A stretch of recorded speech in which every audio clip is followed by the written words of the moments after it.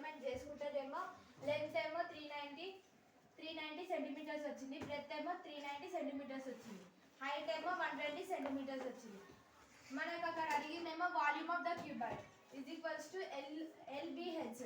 Volume of the cuboid ఫార్ములానేమో ఎల్బిహెచ్. కాబట్టి మనం ఇప్పుడు ఏం చేయాలంటే 1,82,52,52,000 వచ్చింది మనకు ఆన్సర్. ఈ ఆన్సర్ వచ్చింది. దీన్ని మనం క్యాన్సిలేషన్ చేసుకోవాలి. 1 లీటర్ క్యాన్సిలేషన్ చేసుకుంటే ఈ 3 zeros 18,252 వచ్చింది. వస్తే దీన్ని మన టోటల్ స్టూడెంట్స్ ఏమో 350 స్టూడెంట్స్ ఉన్నారు. కాబట్టి మనం ఇక్కడ ఫస్ట్ ఈ ఆన్సర్ వచ్చింది, క్యాన్సిలేషన్ చేస్తే ఆన్సర్ ఇంత వచ్చింది. కాబట్టి దీనికి మనము డివిజన్ చేసుకుంటాం. కాబట్టి ఒక స్టూడెంట్కి 52 లీటర్స్ మనం వాడుకుంటాం వాటర్.